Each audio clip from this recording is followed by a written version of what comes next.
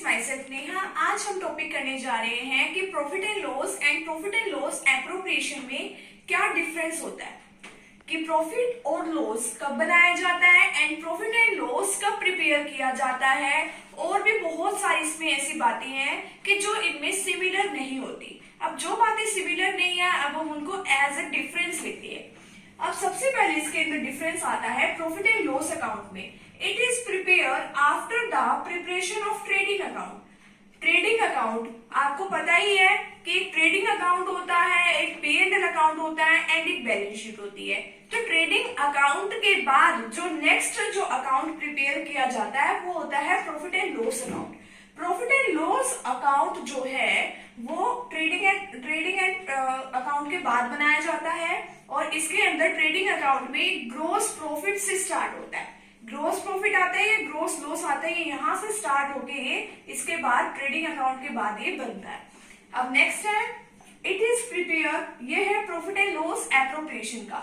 It is prepared after the preparation of P&L account. जैसा कि हमने अपने कल के वीडियो में भी सीखा था कि ये क्या बनाया जाता है, कब बनाया जाता है, प्रॉफिट एंड लॉस बनाने के बाद बनाया जाता है। क्यों बनाया जाता है? ये जितने भी हमारे पास प्रॉफिट्स हैं वो सब डिस्ट्रीब्यूट करने के लिए। किस में डिस्ट्रीब्यूट करेंगे हम?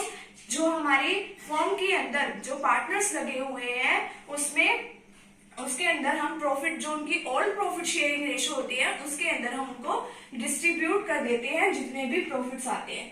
तो ये P&L अकाउंट कौन सा? ये वाला। इसको बनाने के बाद जितने भी प्रॉफिट्स आते हैं उसके बाद ये प्रिपेयर किया जाता है। नेक्स्ट है डिफरेंस हमारा, it is prepared by all the business. ये सारे बिजनेस के द्वारा बनाया जाता है, जितने भी बिजनेस होते हैं सभी के द्वारा प्रॉफिट एंड लॉस बनाया जाता है। किस लिए बनाया जाता है? ताकि वो अपने बिजनेस का सही से नेट प्रॉफिट और नेट लॉस निकाल सके, यानी कि जितने भी उनकी इनकम्स होती हैं उसमें से वो ये देख सके कि कितना हमारा खर्चा हुआ है। ये देखने के लिए सभी के सभी बिजनेस जो है इसको प्रिपेयर करती है। इट इज प्रिपेयर्ड, ये है प्रॉफिट एंड लॉस एप्रोप्रिएशन का। It is prepared by partnership firms. ये जो है पार्टनरशिप फर्म्स के द्वारा ही बनाया जाता है ओनली। किस लिए बनाया जाता है? ताकि इससे जो हमारा P&L है उसके प्रॉफिट या फिर लॉस जितने भी आए हैं वो पार्टनर्स के अंदर डिवाइड करने के लिए। और प्रॉफिट एंड लॉस में हमने कल की वीडियो में भी सीखा था कि डेबिट साइड में हम सारे के सारे जो भी फर्म्स के एक्सपेंसेस होते हैं वो सब लेते हैं और क्रेडिट साइड में जितने भी फर्म्स की इनकम है हम वो लेते हैं। नेक्स्ट डिफरेंस हमारा ये है, it is prepared to ascertain net profit और नेट लॉस।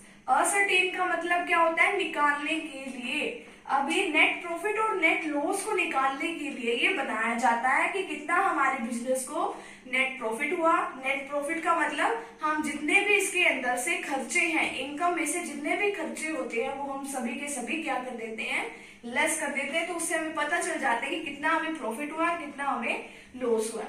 अब नेक्स्ट है प्रॉफिट एंड लॉस एप्रोप्रिएशन का third difference, it is prepared to distribute the net profit of the year among the partners. इसके अंदर ये इसलिए तैयार किया जाता है कि जो हमारे करंट ईयर का जो नेट प्रॉफिट जितना भी आता है वो हम पार्टनर्स के अंदर उनकी ओल्ड प्रॉफिट शेयरिंग रेशो में हम क्या कर देते हैं? डिस्ट्रीब्यूट कर देते हैं उनकी ओल्ड प्रॉफिट शेयरिंग रेशो में। नेक्स्ट इसके अंदर डिफरेंस है fourth, this account is not prepared on the basis of partnership agreement.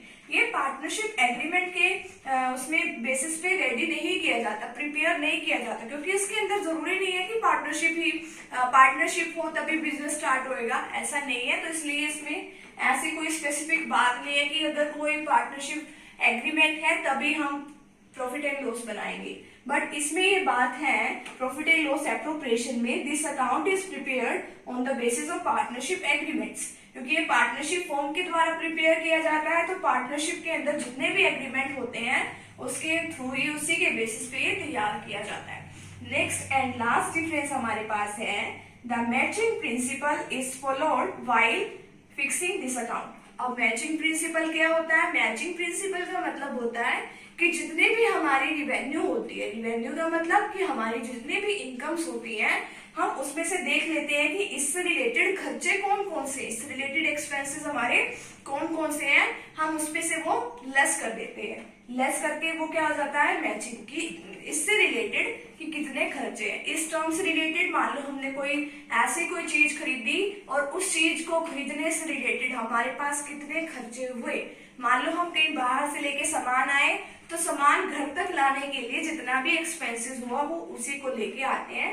तो इसमें इसको कंसीडर किया जाता है मैचिंग प्रिंसिपल को। और इसमें क्या है, इसमें मैचिंग प्रिंसिपल को फॉलो नहीं किया जाता अकाउंट को बनाते टाइम।